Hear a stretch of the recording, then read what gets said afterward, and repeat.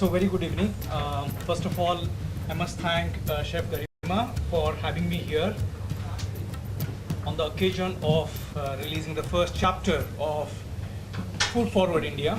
It's a pleasure to be here in this audience, which is of expert chefs, food connoisseurs, food writers, and related people. I'm an odd man out here. I'm Ganesh Bagler. I am from IIIT Delhi. I am part of Center for Computational Biology, and I have been developing this thought of computational gastronomy, I'm sure, which is going to be a tangential from what you typically do. So my job is to convey you the excitement of what I'm doing and to tell you how relevant it is going to be for the food in general and specifically for the Indian food. So I'm going to present you the way forward for the Indian cuisine via data. And data is the new oil. Data is the future of food is what I'm going to present. So I'm going to present you the thought of artificial intelligence, which is a term that you must have heard in the newspapers, which tries to emulate human intelligence. My thought here is chefs are intelligent agents which have imbibed centuries long history, tradition, culture, the culinary history, right? Can we extract this? Can we therefore learn from this and create an artificially intelligent agent which will help us cook better and eat better? That's what I'm going to present you in the next 15 minutes or so. If you thought that food and computers were always on my mind, you'll be completely wrong about it. I am trained as a physicist in a place which is not too far from here in Pune in physics department, and I did my master's thesis in astrophysics in IUCA, if you have heard about it, Inter-University Center for Astronomy and Astrophysics, which is famous by Jayant Nadikar's name in this part of the world, even across the world for that matter, right? So starting from that journey into computer science, then computational biology, it's been a detour. I'm not a regular scientist. If you thought scientists are focused people, look at me. I'm not. So I keep changing my topics, looking at anything that excites me, arouses me, and work on them. So I have been an aspiring astronomer, and as a teenager, my dream was to look through the telescope and discover new stars. But over a long time, I have serendipitously ended up reaching to this topic of looking at food from a data-centric perspective. And in my lab, starting from the journey when I started this approximately 5 years back in IIT Jodhpur and today in IIIT Delhi, I have been developing algorithms and databases which are focusing on various jigsaw pieces of food puzzle. And those are the recipes, flavors, health, and the nutrition. All of these aspects we have been touching. It's been a patient game of putting together these jigsaw pieces without any major support from government or even private agencies for a long period of time, quite clearly because I could see the future, which is what I'm going to present to you now. What we have ended up developing is called as computational gastronomy. If you have heard about words like computational physics, computational chemistry, all of these refer to how the ancient sciences like physics and chemistry have been transformed thanks to the revolution in the computing or computer science. In a similar manner, the food or gastronomy, which has been there for a long, long time, and each one of you have been related to it in one way or the other way by virtue of understanding it, knowing the techniques, cooking it on a day-to-day basis, or by critiquing it.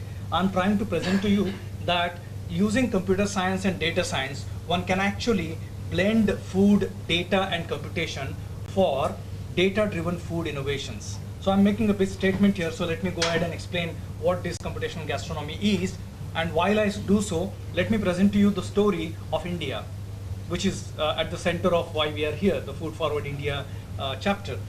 India is rich and diverse in terms of cultures, and it has got a diverse culinary heritage which all of us agree upon. And that's why many of us have been saying that we can't catalog recipes because there are, unlike Western cuisines, we don't have standardized recipes per se. We have variations. When you go to South India, you'll have variations of sambars and rasams. And if you come to Maharashtra, you would have variations of even pohas to an extent, right? To what extent you are going to document and call a poha, right? There will be a fight over is this a poha or not, for example, right? Right. So these are characteristic features of Indian cuisine that I recently documented in an article, that of diversity, that of being historically rich and culture rich, that of having health-centric focus, thanks to the focus that is been given by Ayurveda and other medicinal systems. We look at food as something which can be used for meddling with, for changing our health for better. In fact, when we go to doctor, after taking medicine, we ask, is there anything that I should follow as a diet? That's something which is pretty common. If you're not, I think all of us are aware of that, right? And finally, we have had practices of using food in a sustainable manner, right? So we started this study of looking at Indian food from a data science perspective. How did we do that? Look, we had to investigate food and check what are the patterns in Indian recipes. The question that we're asking here is that what is Indian cuisine, and what is it that makes it unique? Is there a quintessential pattern, if at all there is any, that makes Indian cuisine so unique? That's the question that we were asking. And there was an existing principle called the food pairing hypothesis, which you must have heard about thanks to Heston Blumenthal, which says that in a typical recipe, ingredients that are similar tend to go well with each other. That's a food pairing principle, right? So we wanted to investigate this principle in the context of Indian cuisine. So we started looking at Indian recipes. We looked at recipes from across the length and the breadth of the country, these 8 different regional cuisines or cultural cuisines, if you wish, and further looked into the recipes and the ingredients that are going into it. So for us at this level, we treated recipe in a very simplistic manner. We said a recipe can be said as a bunch of ingredients. I know it's wrong. Each of the chef in you is kind of revolting right now. And chefs have told me that come next time to my kitchen, I'll give you unordered list of ingredients. Of course, that's not going to be true, but be patient with me.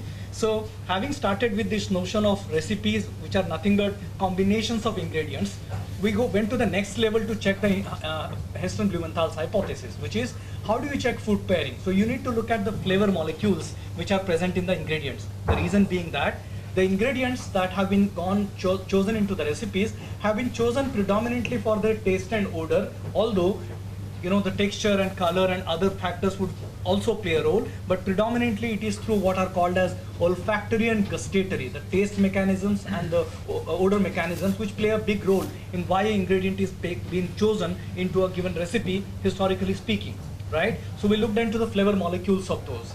Having got this data and noticed each of the ingredient was categorized into one of those categories, the additive, nuts, seed, flowers, fruit, herb, such 16 categories. Now, I hope you appreciate this is a considerable amount of work of documenting 2,543 recipes, which are made up of around 200 odd ingredients, which themselves are made up of or having around few thousands of flavor molecules, right?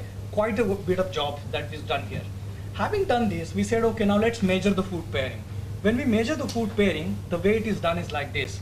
You take one of the recipes across all the recipes that is there in the cuisine, all right, and break down that recipe into its constituent ingredients. In this particular example I have taken a caricature example of coconut chutney. I know coconut chutney has large number of ingredients and not exactly these ones, I know that, but this is a caricature. Let's say it has got 4 ingredients. What do we do next? What we do is to make pairs of these ingredients, because we would like to look at food pairing. So we have these 6 pairs. Now basic statistics that you must have learned sometime before 10th, which is so-called NC2, right? Combinations, pairwise combinations. So there are 6 combinations that you can have for 4 ingredients. So for each pair, such as the one which is here, onion and coconut, the simple question that you ask having got the data is this: how many molecules are common between these 2? And how can we answer it? Because we already got the data. We know how many molecules are there in onion and which are the ones which are present in coconut. And let's say the number comes out to be 5, and keep doing for all other pairs, right? Well, you get a number.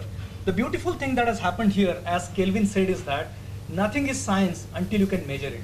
Unfortunately, while we can appreciate the straight drive of Tendulkar or some shots of somebody, it can't be a science, it's art. Music, A.R. Rahman will remain A.R. Rahman. He won't become A.I. Rahman, artificial intelligent Rahman, until you study the music from a data science perspective. This is not to humanize or kind of dehumanize or take the art and the aesthetics perspective, right? But this is also about learning from it. Unless, had Newton not studied the falling apples and got the laws, we wouldn't have had the satellites and everything running around us. So there is a time when we need to look at it from a scientific perspective, and there is a time when somebody like Chef Garima gives us a recipe, you enjoy the recipe rather than trying to break it down into its flavor components, right? So that's what I'm trying to do in both ways. Having got this, you get a one number. So for example, it's let's say 4.93. That's the number which is the average number of flavor molecules across all pair of these ingredients. That's all I'm getting here, right? Having got this number, all of a sudden we have a perspective. What is that? The perspective is this. So what is the comparison that we are doing here with? The comparison is that of so-called monkey cuisine. What does that mean? Well, it's almost like this. Let's assume that we have a kitchen and we have a basket of vegetables, spices, lentils, dairy, etc. Those categories of ingredients that I mentioned. If a monkey or somebody like me who untrained in cooking were to enter into kitchen and try to create recipes, one would do it randomly. Arbitrarily, you would like to put together ingredients, let's say. If you were to do so, it would be nothing but tantamount to a monkey cuisine. That's what we say. But even in a monkey recipe, you will have some amount of sharing of the flavor molecules, quite clearly, because natural ingredients tend to have a lot of flavor overlap, right? So such a number would be our comparison.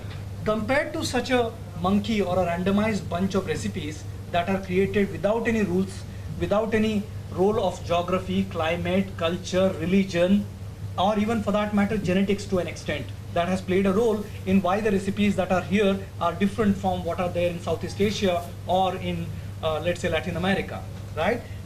Turns out that we got an interesting observation that Western cuisines, as it was observed, mentioned in 2011 paper in scientific report, have a uniform blend of ingredients, similar type of ingredients going together, whereas in the Indian cuisine what we found is that a typical recipe will tend to have a contrasting blend of ingredients, a potpourri of flavors in a single recipe. I hope most of the chefs would resonate with this thought, right? Well, that was an interesting observation, and it being an interesting observation got a lot of attention.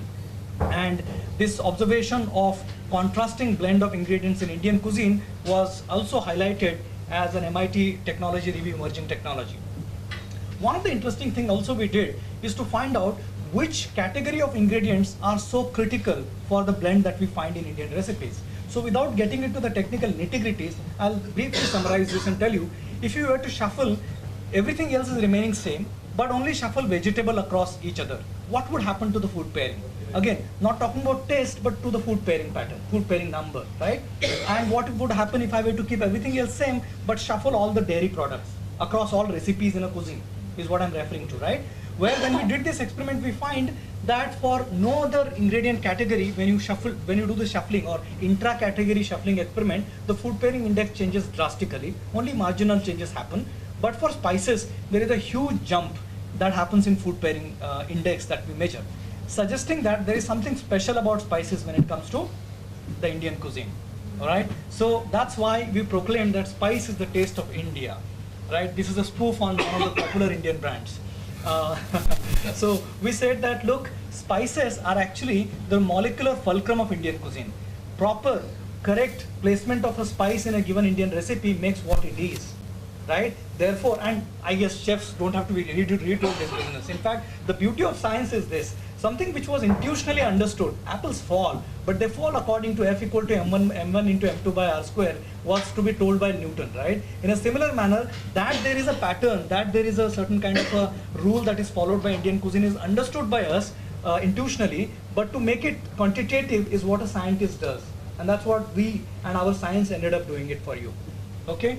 Well, importantly, this was a conjecture that I had, that why is it that we use spices in our recipes? I mean, is it only because of the flavor and fragrance, or is it because of the antimicrobial properties which has been propagated a lot from around 1998 onwards from a couple of papers? What we figured out in the follow-up studies that we did is that herbs and spices, apart from being antimicrobial having antimicrobial properties, they also have a broad spectrum of benevolence against cardiovascular disorders, immune system disorders, gastrointestinal disorders, etc. And this is coming from, not from what I am saying, but from a large number of research articles published in something called PubMed, a standard repository of medical repository, right? So this is our published work where we showed this, suggesting that, look, the reason why not only Indian cuisine but many other cuisines tend to use herbs and spices need not necessarily because of their only antimicrobial properties or preservative properties, but because of some perceived understanding of benevolence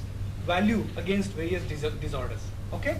All right. Having said that, I'll complete this pitch with Indian cuisine to tell you that Such kind of studies, in my opinion, allow us to tell us what the cuisine is. In my opinion, you can't preserve a cuisine, you can't make it known across the world until you can tell what it is.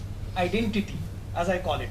Identity of a cuisine need to be understood, and beyond qualitative understanding of identity of a cuisine, probably quantitative understanding will give us a better handle of pushing up, standing up and saying that this is what the Indian cuisine is all about. So similarly, even other cuisine could say also about what they are about, right? Their identity. And probably this could help in tourism and even other arenas of life.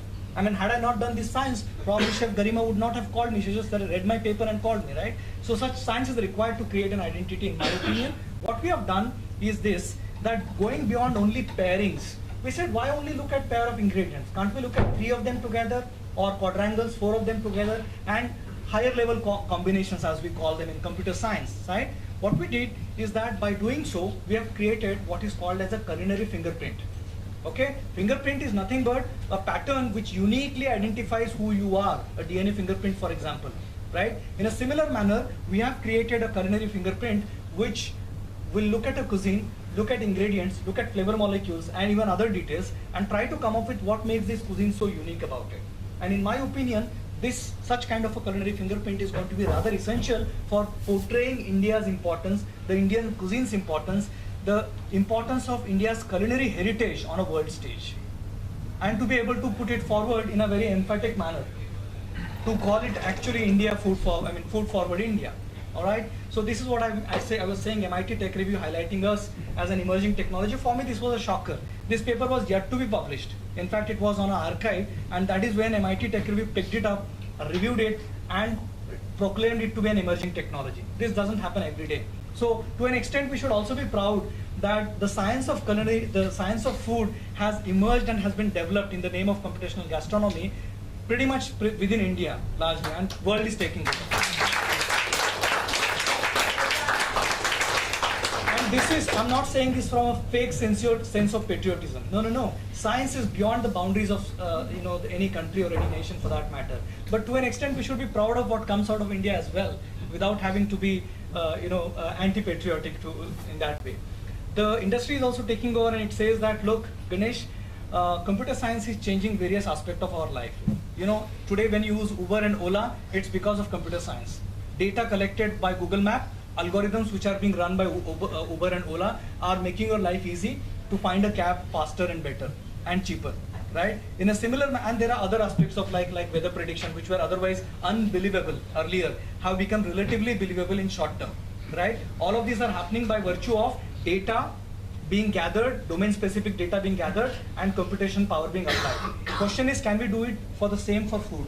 Okay, that's what is under process right now. Now what I'll do is that, because I've done the major part of conveying you about the relevance of why we need to see data from food from a data science point of view, Indian cuisine from a data science point of view, to be able to make Food Forward India a legible, a worthwhile goal, and giving India and Indian culinary heritage its own unique place on the world's landscape. I'll take only 5 minutes and run you through what we have done in the last 4 years, roughly speaking, after this 2015 study, to tell you the future of where we are going to in a quick manner. All right. We have used and are using the so-called artificial intelligence and machine learning for understanding food from a recipes point of view, and I'll tell you some of the exciting perspectives that are coming out of it. Secondly, at a molecular level, what are the things that we are doing, very briefly. And finally, the health part of it. Can we use it for dietary interventions, is the question that we are asking in our lab. 2 things, databases. As I told you that if there is no data, there is no artificial intelligence. Computer science can't help you in improving your whatever you are doing. For example, if there was no data, if there was no Google map, forget about Ubers and Olas. Clear? Right? Because you need to know where the car is going before you can reach there. Similarly, when it comes to food, if you want to navigate the landscape of food, you need to understand the food and the correlates of food very well. What we have done in summary is that we have compiled recipes from across the world and have mapped, we call them annotated in a detailed fashion.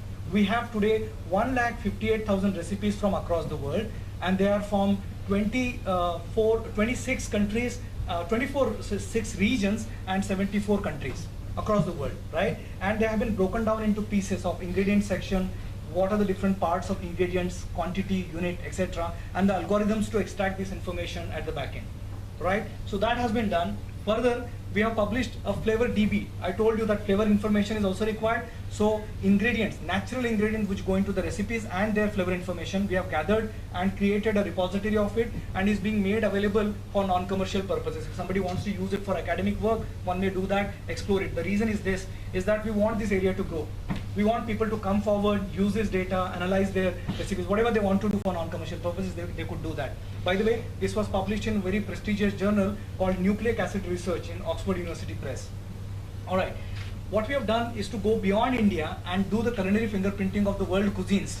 If you want to show the uniqueness of India, we need to know how French cuisine is different from India. So a comparative analysis is necessary. So we have done that in the context of various world cuisines. And by the way, this paper won the best paper award in Paris in a very computer science magazine. All right.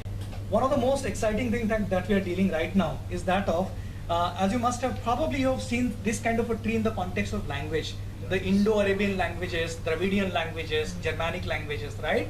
Well, like languages, food is also a cultural artifact. It is intimately attached with the culture and civilization.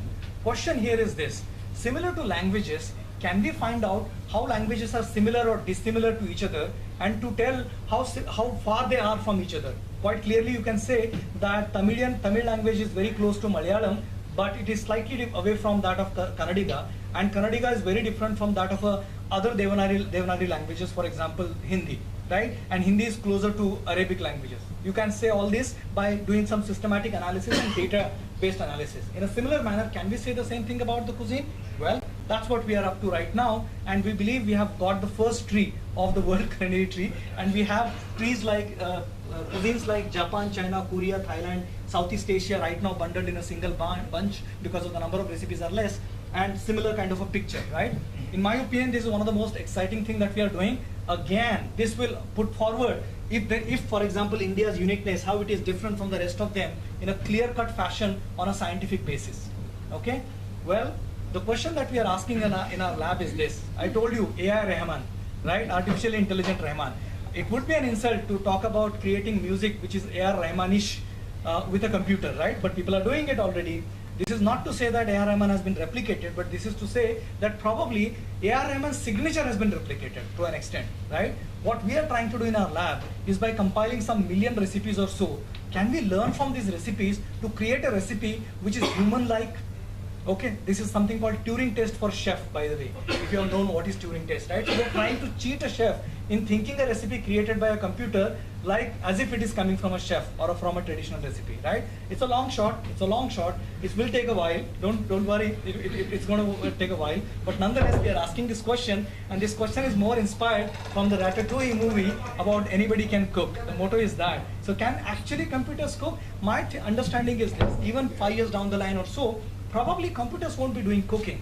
They would be helping a chef cook better, helping a chef come up with a better intuition of what to mix with what, as you said, right? Probably. And where is that confidence coming from? Because today there are artificial intelligences. By the way, please look up artificial intelligence and what it is doing to us in the last 15 years. Artificial intelligence is all over us. Whether it is tagging your photograph on Facebook or logging into your MacBook, is there. Right? So it is all happening because of artificial intelligence. Computers have learned to understand your face. Am I right about it? Your mobile knows your face. How does it know it? Whether or without or with of makeup, or with or without glasses. It knows that fairly well. It doesn't make mistakes. That's because of artificial intelligence, and the same thing can revolutionize the chef space, is what I'm trying to tell. We are trying to do something in the context of dietary interventions. I'm not going to go into details of it, but in summary, we're trying to come up with this notion of how human body interacts with food, giving rise to health impacts. We have created databases called SpiceRx and DietRx, which give you scientific data of 90 years and 38,000 papers pooled together of 2,200 odd natural ingredients used in recipes. That's quite a lot of data. And we can ask this question: can I design a recipe better for diabetes? Can I design a recipe better for cardiovascular disorders based on empirical data? not based on intuition or some such heuristic, based on empirical data. Can we do that? So we are moving into that direction, and in our lab we are doing multiple things. Just to give a summary of what data can help us doing. I never believed this. In 2015, had you told me that Ganesh, you would be doing this 4 years down the line, I would have never believed. I was happily working on brains, airport networks, in silico drug discovery, and all such exciting topics, right? So food has been, the reason I'm standing here in Solo House and talking to you guys, an allied audience in food, is because of some idiosyncratic journey and a serendipitous journey that I took, right? My last pitch is this. To be able to preserve, you need to start with documentation. A lot has been said, more will be said. So we'll wait and watch for the discussions to come up. We need to analyze it. This is two things that probably one would not think about, which is what I'm pitching for. That we need to understand, analyze it better and understand it before we can say we can preserve it.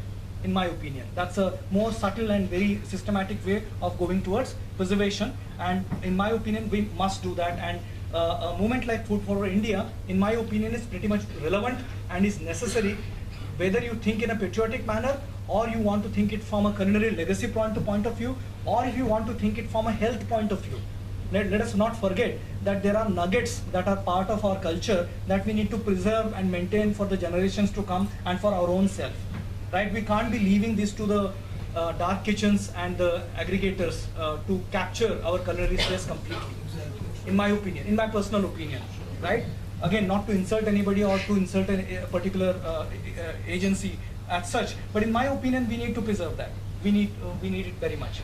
So I told you that I started my journey as an aspiring astronomer, and I read this quote in Ayuka, where I did my master's, in a kitchen, very humbly put by this astrophysicist, that the discovery of a new dish confers more happiness on humanity than the discovery of a new star, and nothing like one astronomer. While I have not been able to discover new stars, I could not get into PhD in astrophysics. I got it in computational biology. So therefore I could not discover new stars. But I believe serendipitously, however, I am on the path of discovering new dishes along with all of you. I can't be doing it alone. So thank you. Thanks a lot.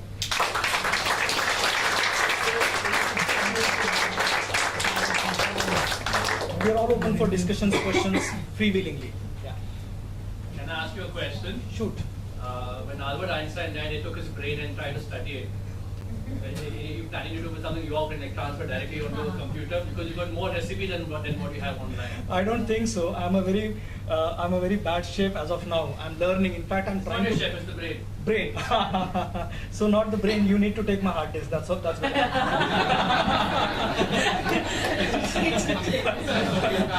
That's good enough, because it's computational. You see. Yes, please. Yeah. How are you coding for all these different flavors and such? How am I coding for it? Yeah. So basically, recipes, they are encoded in right now the way data structure that I'm using is that of recipes into two parts, the ingredient section and the cooking instruction section, and each has been broken down into pieces of which is the technique which is being used, what is the ingredient quantity, etc.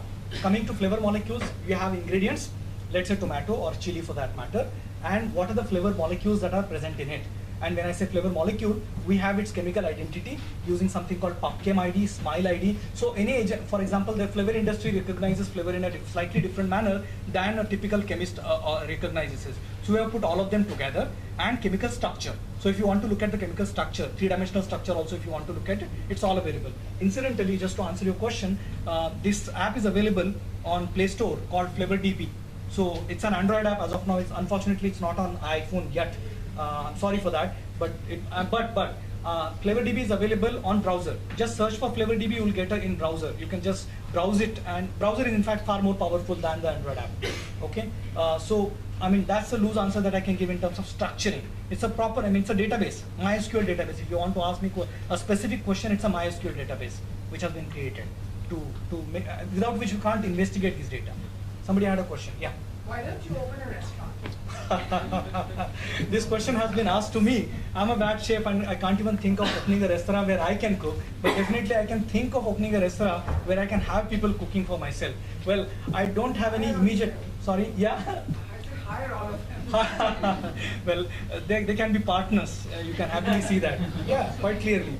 I don't know if I can open my own restaurant But a long back, because of one of my distractor, I got a name for my restaurant, even whether I open it or not. I called it Blend It Like Bagler.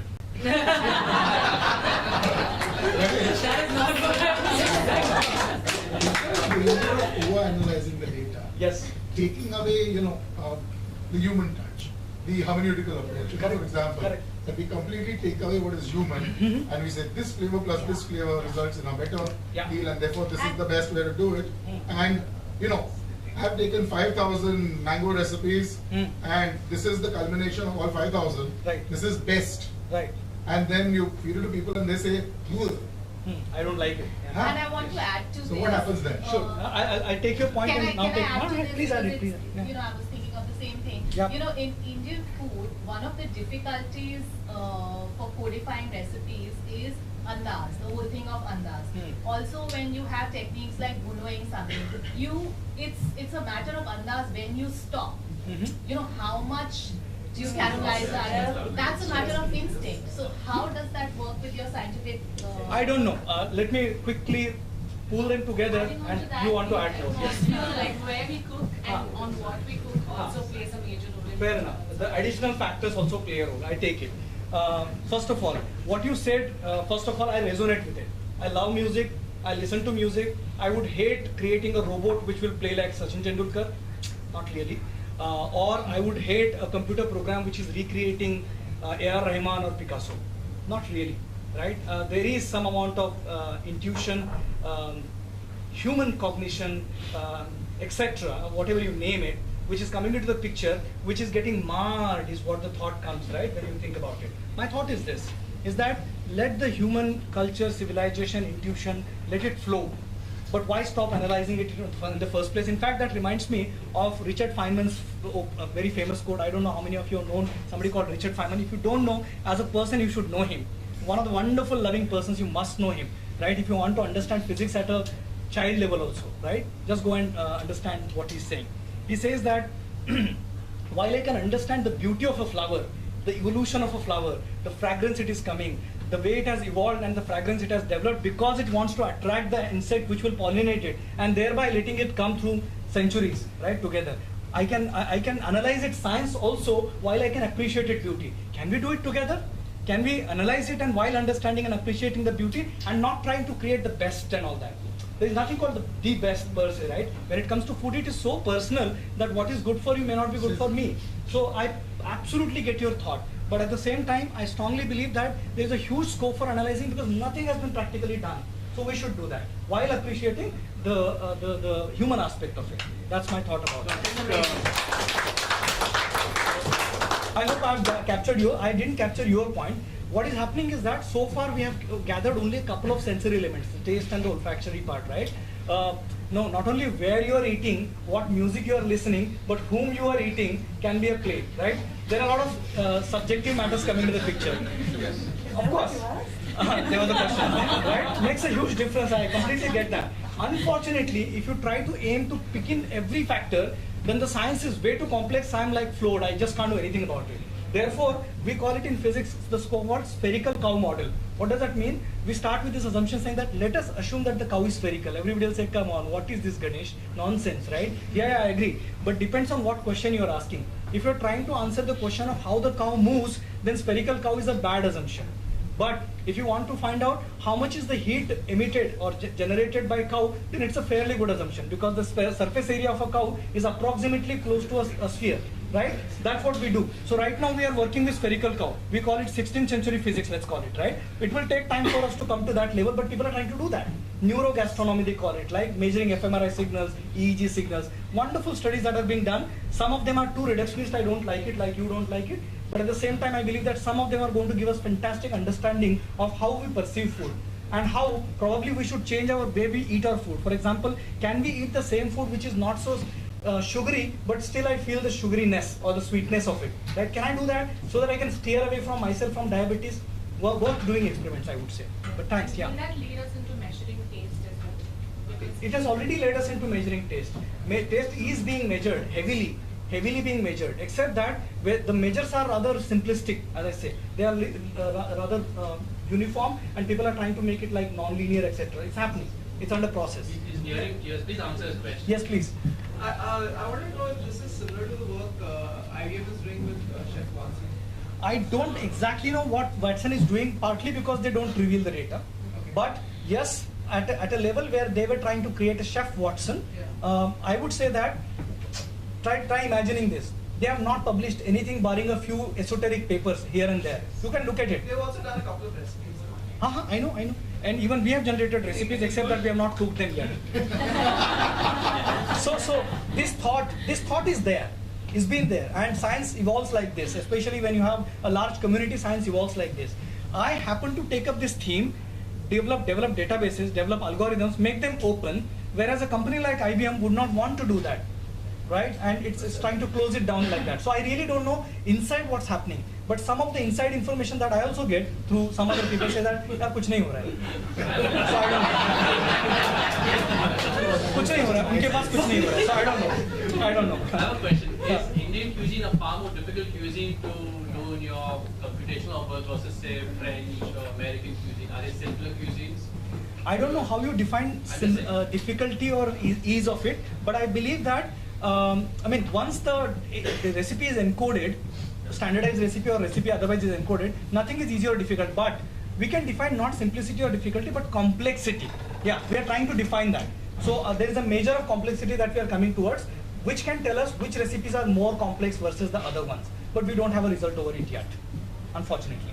So I'm not the right person to tell about difficulty or simplicity of the recipes. Would it be like one other thing with the dehumanizing thing that sort of you, I think one point that You you can mentioned. decide when to stop. Huh? No, you. So one point that you sort of mentioned, I think particularly stood out for me was that sort of using this to augment the capability of say someone Sure. like say Pratik, right? Yeah. So which is already happening in say the game called Go, where AlphaGo is now being used by the top players to improve how they have their strategies of the game itself. True. And her thing about sort of how you said that you are measuring two particular characteristics of food to sort of identify how cuisine etc. is. I remember reading your paper back in 2015 when it came out. Really? I'm glad. Somebody has read my scientific paper. And one of the reasons was that I was building a food recommendation engine to see what can be done beyond just sort of reading reviews, and can we use, like for example, because we're from India and everyone's perspective of what Indian cuisine is different itself. So for example, biryani itself is like always debated hugely. Can we introduce the aspect of texture? Can we again sort of what ingredients are being used? And when someone asks for a recommendation for a biryani, can I use the person's background in terms of where the person is, and context. then automatically exactly add context. So what's the point? So you're saying that well, right. So I think those signals add to sort of what kind of recipes can be developed, and including sort of textures and stuff like that. Eminently. So when I said that it could be done that way, the Go example that you gave is almost close to that. Go is a very complex game, and therefore a huge amount of human intelligence is involved there, intuition is involved there. It's like saying that Vishwanathan Anand replicating him or her, right? Anybody who's playing good at a particular game, chess or a Go for that matter. But can you help a chef by doing analytics of all of this is what the game that I'm trying to play. Replacing a chef is not the game, and that's a bad game to play in my opinion. But at the end of the day, we should be cooking, we should be creating our own recipes, but at the same time we can be enabled by something which has got a better memory, literally in terms of memory, as opposed to what we have, and the computational capability. Yeah, maybe we can have a couple of more questions. Yes, please. Yeah. I think this data could be used by the food processing industry because they have limited number of products which they can make it for mass consumption. Yeah. I think that could be. Or is it being done? In a way, it is being done. So the patterns that we are generating right now, it is, as I said, it's for non-commercial purposes only. But some of the companies who have approached us, we have tried to give them culinary fingerprints of different cuisines, and thereby trying to help them design products which are specific to a niche, a specific population, which might help them. And we are testing them out. So it's under progress right now. I can't obviously name them, but it's under progress right now. Yeah. Also, this could be used like, most of the chefs I've read is like the flavor thesaurus or the flavor matrix, Chart. where you can actually have different compounds and flavors and groups like alkaline, acidic, Right. as per the pH value and the flavor and the heat, like spices, Right. herbs, seeds, nuts, lentils, and maybe using the flavor profiles, you can create new recipes out of the Wonderful, that's raw the material idea. as well. That the app actually allows you to do that. I mean, in a way, based on the present data, it allows you to do pairing. It tries to Yeah. tell you which are the ingredients which are most common to each So other. it's the art of creating something out of nothing. Precisely, You know, precisely. something like that. We are creating chart only, Yeah. except that the chart is more like a web page Fabulous. rather than being a static Let web us page. know when it's ready. Yeah. Of course. And moreover, probably I would need inputs from you guys. Anytime. Yeah, I mean, Yeah. that's required, without which I can't do it. Yeah? Sure. Great, yeah. I think we should wrap up. He's going to be around after, unless you want to make it quick. Will it also help us understand what we're eating more than how we're eating it in some way, like the traceability or our ingredients? Some of the ecology and sustainability related work that we are taking up, as of now we have not done anything of that sort. But some of the work that we are doing in terms of blockchain and tracing ingredients might help us in that direction, very briefly. Yeah, I'm available as Garima said.